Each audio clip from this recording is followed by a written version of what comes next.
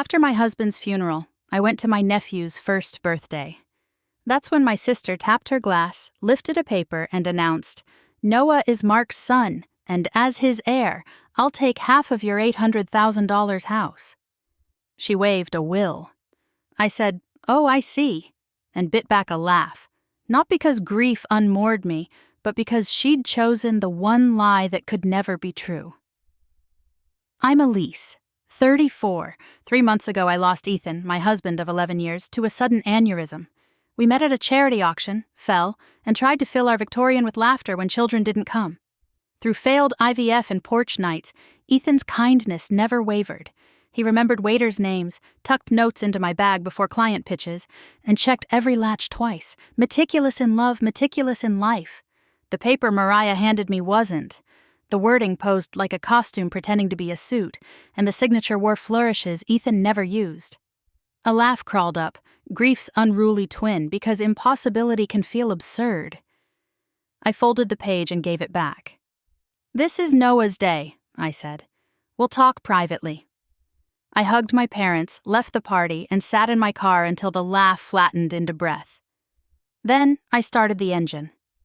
I didn't drive toward a fight. I drove toward a key in a steel drawer where our precautions slept. Ethan kept tidy records, copies, dates, and initials on everything. He said preparation was love in a language paperwork understands. I believed him then. I needed it now. In a quiet bank room, I reached for envelopes with my name and the future inside. The banker slid the box across the table and left me with the hush of cooling air. Inside sat the familiar. Our marriage certificate, insurance policies, Ethan's actual will sealed in navy wax, and a notebook labeled, "If I'm not here." My hands tingled. I broke the seal and read. Ethan left the house to me outright, with a letter that felt like his voice. "You are the home, Elise." He listed accounts, passwords, and the number of our attorney, Priya Dar. No mention of Mariah, no addenda, just Ethan's square handwriting and our witnesses' names. I scanned the pages and drove to Priya's office, where glass walls held shelves. She took one look at the party will I'd photographed and frowned. "The font spacing's off. The signature tails upwards. Your husbands were always level?" I nodded. She tapped her pen. "We'll get a forensic examiner to confirm. In the meantime, do not engage in public."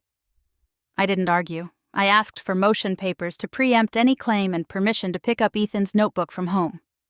Priya agreed, scheduled the examiner, and promised a temporary injunction request by morning.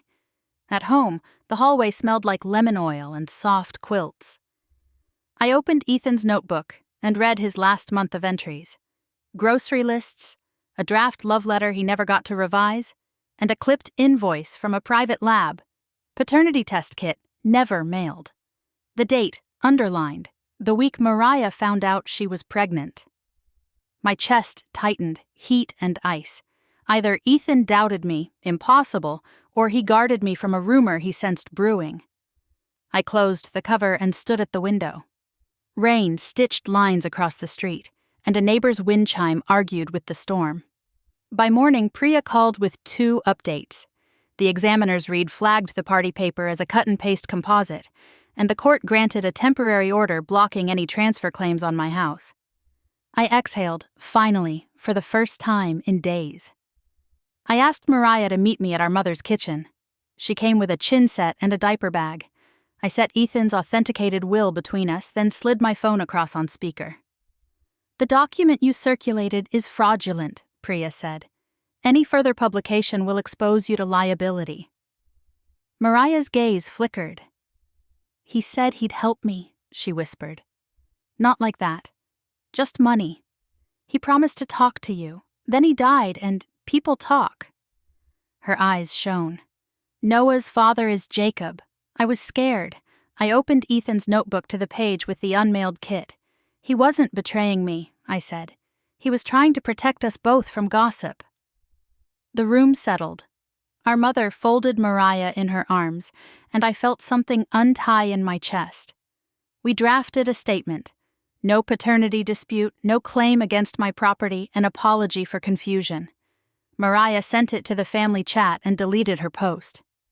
Priya texted the lab's affidavit and the examiner's report. We filed them with the court, then withdrew the injunction once the dust cleared. That night, I sat on the porch with Ethan's letter. Preparation, he'd said, was love in Paperwork's language. I added my own line in the notebook. Love is choosing the truth when the messy rumor would be easier.